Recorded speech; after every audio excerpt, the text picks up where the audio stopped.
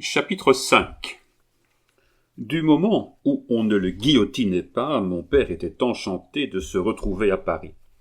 Depuis quelque temps, il lui était poussé une loupe au front, laquelle lui donnait d'effroyables maux de tête. Cette loupe lui était venue à la suite de ce coup de pointe qu'il avait reçu dans un des 3 duels qu'il avait eus au régiment pour soutenir la prééminence de la reine sur le roi. Il en résultait que la loupe était adhérente au crâne et que son extirpation présentait quelque danger. L'opération fut faite avec beaucoup de bonheur par M. Pelletan. Le 15 Thermidor, 2 août 1794 de la même année, un arrêté du comité de salut public nomma mon père commandant de l'école de Mars, établie au camp des Sablons. Ce commandement ne fut pas de longue durée. Le 18 Thermidor, c'est-à-dire 3 jours après cette nomination, il fut envoyé à l'armée de Sambre-et-Meuse. Mais avant de quitter Paris, mon père avait un compte à régler avec son ancien colonel Saint-Georges. Nous avons dit en temps et lieu que, loin de se rendre à son régiment, Saint-Georges avait trouvé plus commode de demeurer à Lille, où il s'était fait envoyer, par le gouvernement, des chevaux de remonte. Ce qui n'avait pas empêché, en vertu des pouvoirs que s'arrogeaient les chefs de corps à cette époque, de requérir une énorme quantité de chevaux de luxe dont il avait trafiqué. Le chiffre auquel ces chevaux étaient estimés montait à près d'1 million. Quoiqu'on ne fût pas bien sévère à cette époque sur ces sortes de peccadilles, Saint-Georges s'était donné de telles licences qu'il fut appelé à Paris pour y rendre des comptes. Comme les comptes de Saint-Georges étaient fort mal tenus, il trouva à propos de tout rejeter sur mon père en disant que c'était le lieutenant-colonel Dumas qui avait été chargé de la remonte du régiment. Le ministre de la guerre écrivit donc à mon père, lequel prouva immédiatement qu'il n'avait jamais commandé une seule réquisition, ni acheté ni vendu un seul cheval. La réponse du ministre déchargea entièrement mon père. Mais il n'en avait pas moins gardé rancune à Saint-Georges, et comme sa loupe, qui le faisait horriblement souffrir, l'entretenait dans une mauvaise humeur continuelle, il avait positivement résolu de se couper la gorge avec son ancien colonel.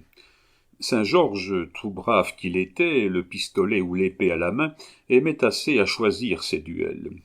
Heureux ou malheureux, celui-là devait faire grand bruit. Mon père se présenta donc 3 fois chez Saint-Georges sans le trouver.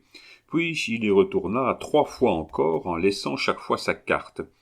Enfin, sur la dernière de ces cartes, il écrivit au crayon une menace tellement pressante que le lendemain du jour où il avait été opéré, mon père étant couché et gardé par d'Hermoncourt, le même qui sur son ordre avait fait du bois de chauffage de la guillotine de Saint-Maurice, Saint-Georges se présenta chez lui, et sur l'annonce de l'indisposition qui le retenait au lit, allait se retirer en laissant sa carte à son tour, lorsque d'Hermoncourt, qui avait fort entendu parler de lui, voyant un mulâtre admirablement bel homme et qui bégayait en parlant, reconnut Saint-Georges, et allant à lui, « Ah, monsieur de Saint-Georges, lui dit-il, c'est vous, ne vous en allez pas, je vous prie, car tout malade qu'il est, le général est homme à courir après vous, tant il a hâte de vous voir. » Saint-Georges prit à l'instant même son parti. « Oh, ce cher Dumas, s'écria-t-il, je crois bien qu'il a désir de me voir. Et moi donc, nous avons toujours été si bons amis. Où est-il? Où est-il ?» Et, s'élançant dans la chambre, il alla se jeter sur le lit, prit mon père par ses bras, le serrant à l'étouffer. Mon père voulut parler, mais Saint-Georges ne lui en laissa point le temps. « Ah, Samuel, lui dit-il, tu voulais donc me tuer, moi, Dumas tuer Saint-Georges? Est-ce possible? Mais est-ce que tu n'es pas mon fils? Est-ce que, quand Saint-Georges sera mort, un autre que toi peut le remplacer? Allons, vite, lève-toi, fais-moi servir une côtelette, et qu'il ne soit plus question de toutes ces bêtises-là. » Mon père était fort décidé à pousser l'affaire à fond, mais que dire à un homme qui se jette sur votre lit, qui vous embrasse, qui vous appelle son fils, et qui vous demande à déjeuner? Ce que fit mon père, il lui tendit la main en disant « Ah, brigand, tu es bien heureux que je sois ton successeur, comme tu dis, au lieu d'être celui du dernier ministre de la guerre, car je te donne ma parole que je te ferai pendre. » Ou guillotiné, au moins, dit Saint-Georges, en riant du bout des lèvres. Non pas, ce sont les honnêtes gens que l'on guillotine à cette heure, mais les voleurs, on les pend. Voyons, franchement, quelle était ton intention en venant chez moi, dit Saint-Georges. De t'y trouver, d'abord. C'est trop juste, mais après. Après? Oui. Je serais entré dans la chambre où l'on m'aurait dit que tu étais, j'aurais refermé la porte derrière moi, j'aurais mis la clé dans ma poche, et celui de nous deux qui, au bout de 5 minutes, eût encore été vivant, se serait chargé de l'ouvrir. Alors, dit Saint-Georges, tu vois bien que j'ai bien fait de ne pas m'y trouver.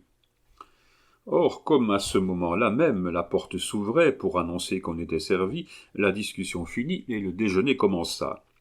De l'armée de Sambre-et-Meuse, mon père passa, avec la rapidité de ses mouvements que la Convention faisait exécuter à cette époque à ses généraux, au commandement en chef de l'armée des côtes de Brest. Mais 16 jours après cette nomination, tous ces commandements factices lui déplaisant, il donna sa démission et se retira à Villers-Cotterêts, près de ma mère, qui déjà, depuis 1 an ou 2, était accouchée de ma sœur aînée. Il était là, fort heureux, fort tranquille, et espérait y être fort oublié près de sa jeune femme, lorsque, le 14 Vendémiaire au matin, il reçut cette lettre. Paris, 13 Vendémiaire de l'an 4 de la République française, une et indivisible. 5 octobre 1795. Les représentants du peuple chargés de la force armée de Paris et de l'armée de l'intérieur ordonnent au général Dumas de se rendre de suite à Paris pour y recevoir les ordres du gouvernement. Signé Delpas et Laporte. Que se passait-il donc à Paris? Nous allons le dire. Le 13 Vendémiaire s'accomplissait, Bonaparte mitraillait les sections sur les marches de l'église Saint-Roch. La Convention avait jeté les yeux sur mon père pour la défendre. Mon père n'était point à Paris, Barras proposa Bonaparte et Bonaparte fut accepté. Cette heure, qui sonne une fois, dit-on, dans la vie de tout homme, et qui lui ouvre l'avenir, avait sonné infructueusement pour mon père. Il prit la poste à l'instant même, mais il n'arriva que le 14. Il trouva les sections vaincues, et Bonaparte général en chef de l'armée de l'intérieur. Voici le certificat qui lui fut conservé. Nous copions ce présent document sur la pièce originale. Liberté, égalité, justice. Nous, officiers généraux et autres, certifions et attestons que le citoyen Alexandre Dumas, général d'armée, est arrivé le 14 Vendémiaire à Paris et qu'aussitôt il s'est rallié avec ses frères d'armes autour de la Convention nationale pour la défendre contre l'attaque des rebelles qui ont mis bas les armes dans cette journée. Paris, ce 14 Brumaire, l'an 4e de la République française, 5 novembre 1785. Ont signé Delmas, Laporte, Gaston Bernard, aide de camp, Huchet, général de division, Artel, capitaine adjudant général, Bertin, général de brigade, Parrain, général de division, Rouanet, commissaire ordonnateur. Puis, au-dessous de toutes ces signatures, de son écriture illisible, dont chaque lettre semble un nœud gordien, l'homme qui venait de ramasser la Révolution dans le sang avait écrit ces 3 lignes, certifié vrai, le général en chef de l'armée de l'intérieur, Buonaparte. 3 mois plus tard, il supprimera le « U » qui italianise son nom et signera Bonaparte.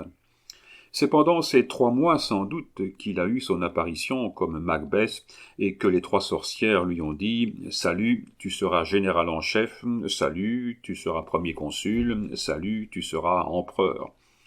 La Convention, sauvée par Bonaparte, termina le 26 octobre sa session de 3 ans par un décret d'amnistie pour tous les délits révolutionnaires qui n'étaient pas compliqués de vol ou d'assassinat. Puis, après avoir rendu 8370 décrets, elle se retire, ou plutôt se réorganise pour reparaître sous la triple forme du Conseil des Anciens, du Conseil des 500 et du Directoire. Les 5 directeurs sont la Réveillère-le-Pot, le Tourneur de la Manche, Reffbel, Barras et Carnot. Tous 5 sont conventionnels, tous 5 ont voté la mort du roi. Cette nomination, toute révolutionnaire, amenèrent une émeute dans le pays de Bouillon. Le 23 Brumaire en 4, mon père, remis en activité, est envoyé pour comprimer cette révolte, résultat auquel il arrive sans effusion de sang. De là, mon père passe de nouveau à l'armée de Sambre-et-Meuse et à l'armée du Rhin, est nommé commandant de place à Landau, le 21 niveaux en 4, revient passer en congé à Villers-Cotterêts le mois de Ventose, enfin il retourne comme général divisionnaire le 7 Messidor à cette armée des Alpes qu'il a commandée en chef et dont la destination est de garder la frontière et d'observer le Piémont avec lequel on est en paix. D'abord, mon père avait eu envie de refuser. En temps de guerre, il eût tout pris, même le fusil d'un soldat. En temps de paix, il était plus difficile. « Acceptez toujours, général, lui dit d'Hermoncourt. Vous serez là sur le chemin de l'Italie. De Chambéry à Suse, il n'y a que le Mont-Cenis à traverser. » En ce cas, répondit mon père, j'ai bien fait de le prendre. Et il partit.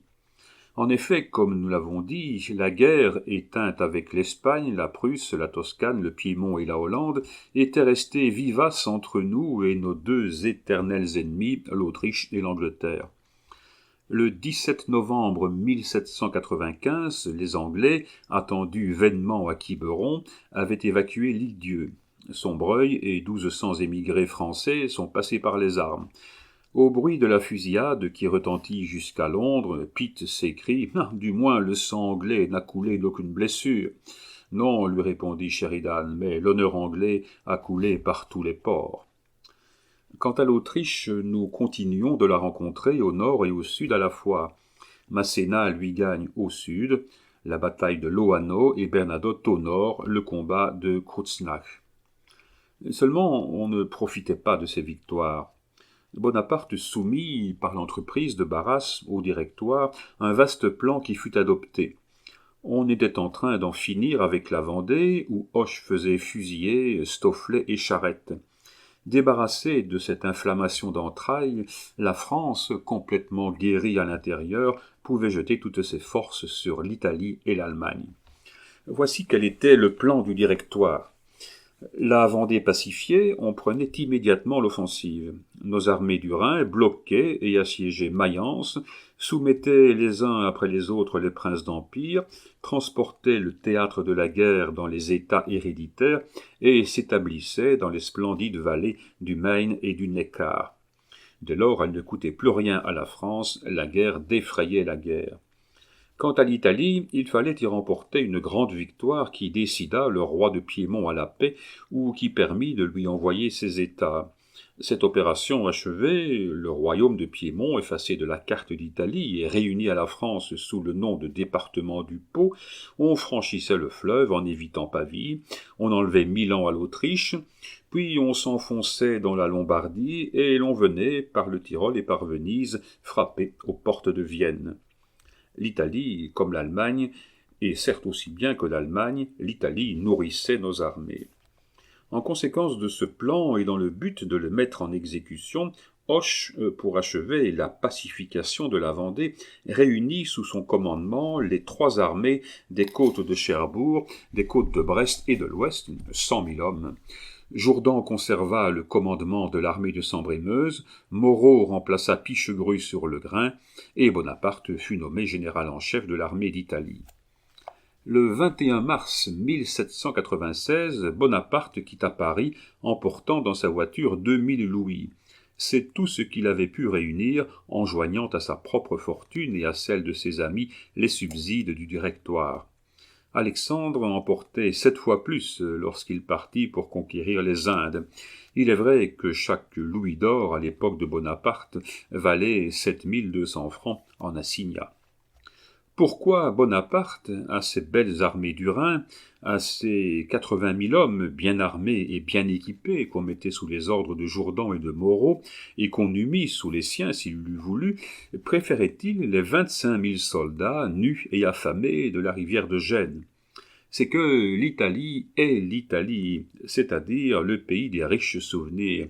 C'est qu'il préférait l'Éridan et le Tibre au Rhin et à la Meuse, le Milanais au Palatinat. C'est qu'il aimait mieux être Hannibal que Turenne ou le maréchal de Saxe. En arrivant à Nice, il trouva une armée sans vivres, sans vêtements, sans souliers, luttant à grand-peine pour se maintenir dans ses postes et ayant devant elle 60 000 hommes de troupes autrichiennes et les généraux les plus renommés de l'Empire. Le lendemain de son arrivée, Bonaparte fit distribuer à chaque général, pour son entrée en campagne, la somme de 4 louis. Puis, montrant aux soldats les campagnes d'Italie, « Camarades, leur dit-il, vous manquez de tout au milieu de ces rochers, jetez les yeux sur ces riches plaines qui se déroulent à vos pieds, elles vous appartiennent, allons les prendre. » C'était à peu près le discours qu'Hannibal avait tenu il y avait 1900 ans à ces Numides, accroupis comme des sphinx sur les plus hauts rochers des Alpes et regardant l'Italie de leurs yeux ardents, et depuis 1900 ans, il n'était passé entre ces deux hommes que 2 autres hommes dignes de leur être comparés, César et Charlemagne. Bonaparte avait, comme nous l'avons dit, 60 000 hommes à peu près devant lui. 22 000 sous les ordres de Colly, campait à Sévas, sur le revers des monts, 38 000 sous les ordres de Beaulieu, cœur de jeune homme sous des cheveux blancs, s'avançait vers Gênes par les routes de la Lombardie. Bonaparte transporte son armée à Albenga et le 11 avril heurte Beaulieu, près de Voltri. De ce choc jaillit l'étincelle qui va embraser l'Italie. En 11 jours, le jeune général en chef bat 5 fois les ennemis, à Montenotte, à Millesimo, à Dego, à Vico et à Mondivi. En 11 jours, les Autrichiens sont séparés des Piémontais, Provera est pris, le roi de Sardaigne est forcé de signer un armistice dans sa propre capitale et de livrer les 3 forteresses de Coni, de Tortone et d'Alexandrie. Alors Bonaparte s'avance vers la Haute-Italie et, devinant les succès à venir par les succès passés, il écrit au Directoire. Demain je marche sur Beaulieu, je l'oblige à repasser le Pô, je le passe immédiatement après lui, je m'empare de toute la Lombardie et, avant 1 mois, j'espère être sur les montagnes du Tyrol, y trouver l'armée du Rhin et porter, de concert avec elle, la guerre dans la Bavière. En effet, Beaulieu est poursuivi. Il se retourne inutilement pour s'opposer au passage du Pô. Le Pô est franchi. Il se met à couvert derrière les murs de Lodi, un combat de 3 heures l'enchasse. Il se range sur la rive gauche en défendant de toute son artillerie le pont qu'il n'a pas eu le temps de couper. L'armée française se forme en colonne serrée, se précipite sur le pont, renverse tout ce qui s'oppose à elle, éparpille l'armée autrichienne et poursuit sa marche en lui passant sur le corps. Alors Pavie se soumet, Pizzighittone et Crémone tombent, le château de Milan ouvre ses portes, le roi de Sardaigne signe définitivement la paix. Les ducs de Parme et de Modène suivent son exemple et Beaulieu n'a que le temps de se renfermer dans Mantoue. C'est en ce moment que l'on apprend que Wurmser arrive. Il amène 60 000 hommes, 30 000 détachés de l'armée du Rhin, 30 000 qui viennent de l'intérieur de l'Autriche. Ces 60 000 hommes vont déboucher par le Tyrol. Voici quel était l'état des forces françaises et ennemies. L'armée française était entrée en Italie forte de 30 à 32 000 hommes, sur lesquels elle en avait perdu 2 000. À peu près 9 000 hommes étaient arrivés de l'armée des Alpes, 4 ou 5 000 avaient rejoint, sortant des dépôts de la Provence et du Var. L'armée comptait donc de 44 à 45 000 hommes échelonnés sur l'Adige ou groupés autour de Mantoue. En outre, la Vendée était pacifiée, on pouvait compter sur 2 divisions tirées de l'armée de l'Ouest. Mais encore fallait-il donner à ces 2 divisions le temps de traverser la France. L'armée autrichienne se composait de 10 à 12 000 hommes, sans compter les malades et les blessés enfermés dans Mantoue, de 12 ou 15 000 hommes débris des batailles livrées depuis le commencement de la campagne et éparpillés dans la Haute-Italie, et des 60 000 hommes amenés par Wurmser. Ces 60 000 hommes, non seulement on en faisait grand bruit, mais on doublait hardiment leur nombre. Et cette fois, Bonaparte allait avoir affaire, non seulement, disaient ces mêmes bruits, à une armée 4 fois plus forte que la sienne, mais encore à un général digne de lui. Hannibal allait trouver son Scipion. On répétait le vieux dicton « L'Italia fu e sarà sempre il sepolcro dei Francesi ». L'Italie fut et sera toujours le tombeau des Français. Wurmser avait, comme nous l'avons dit, 60 000 hommes. De ces 60 000 hommes, il en avait détaché 20 000 qu'il avait donnés à Kwazdanovic avec ordre de prendre la route qui tourne le lac de Garda, longe le petit lac d'Hydra et qui, après avoir traversé la Chiese, vient déboucher à Salo. Quant aux 40 000 autres, il les prit avec lui, les divisa sur les deux routes qui longent l'Adige, les uns marchant sur Rivoli, les autres allant déboucher sur Vérone. Ainsi, l'armée française, réunie autour de Mantoue, était enveloppée, attaquée sur son front par l'armée de Wurmser, attaquée sur ses derrières par la garnison de Beaulieu et par ses autres 10 000 hommes éparpillés que l'on rallierait. Tout ce plan de Wurmser fut révélé à Bonaparte par son exécution même. Coup sur coup, il apprend que Kwazdanovic a attaqué Salo et en a chassé le général Sauret, que le général Guilleux y reste seul dans un vieux bâtiment où il s'est jeté avec quelques centaines d'hommes, que les Autrichiens ont forcé la Corona entre l'Adige et le lac de Garda, enfin qu'ils viennent de déboucher devant Vérone. Le lendemain, ils sont à Brescia, sur tous les ponts, ils vont passer l'Adige. Soit doute de sa fortune, soit qu'au contraire il veuille montrer la supériorité de son génie, Bonaparte rassemble ses généraux en conseil. Tous sont d'avis de battre en retraite. Augereau seul, le soldat de Paris, l'enfant du faubourg Saint-Antoine, déclare que l'on peut décider ce que l'on voudra, mais que ni lui ni sa division ne reculeront d'un pas. Bonaparte fronce le sourcil, car d'avance cette décision est la sienne. D'où vient qu'Augereau a été de son avis? Est-ce témérité ou génie? Il regarde cette tête, vigoureusement accentuée, mais déprimée aux tempes et renflée à l'occiput. C'est purement et simplement de la témérité. Bonaparte congédie le conseil de guerre sans rien décider hautement, mais vis-à-vis de lui-même, son plan est fait. Bonaparte a son quartier général à Castelnuovo, presque à la pointe du lac de Garda. Il réunira autour de lui une masse aussi considérable que possible en levant le siège de Mantoue. Il abandonnera le bas Mincio et la basse Adige, il concentrera toutes ses forces sur Peschiera et battra séparément, avant qu'ils n'aient fait leur jonction, Kwazdanovic et Wurmser. C'est par Kwazdanovic, le plus rapproché et le moins fort, qu'il commencera. Le 13 Thermidor, 31 juillet, tandis que Sérurier abandonne le siège de Mantoue, brûlant ses affûts, enclouant ses canons, enterrant ses projectiles et jetant ses poudres à l'eau, Bonaparte passe le Mincio à Peschiera, bat Kwazdanovic à Lontano, tandis qu'Augereau entre dans Brescia sans coup férir et que le général Sauret, remontant jusqu'à Salo, va dégager Guilleux qui, sans pain et sans eau, se bat depuis 2 jours et tient dans son vieux bâtiment. Kwazdanovic, qui croit nous surprendre et nous battre, a été surpris et battu. Il s'arrête effrayé, décidé à ne point s'engager davantage sans savoir ce qu'est devenu Wurmser. Bonaparte s'arrête de son côté. Le véritable ennemi à craindre, c'est Wurmser. C'est à Wurmser qu'il faut faire face. Ses arrière-gardes deviendront ses avant-gardes et vice-versa. Il se retourne, il était temps. Les généraux de Wurmser ont passé non seulement l'Adige, mais encore le Mincio, sur lequel ils doivent faire à Peschiera leur jonction avec Kwazdanovic. Bayaliste s'avance sur la route de Lonato et Lilpé a repoussé à Castiglione le général Valette, tandis que Wurmser s'est avancé sur Mantoue, qu'il croit toujours bloqué avec ses 2 divisions d'infanterie et 2 de cavalerie. En arrivant au quartier du général Sérurier, il trouve les affûts en charbon et les canons encloués. Bonaparte a eu peur, il s'est enfui. Le calcul du génie est aux yeux du général autrichien l'effet de la peur.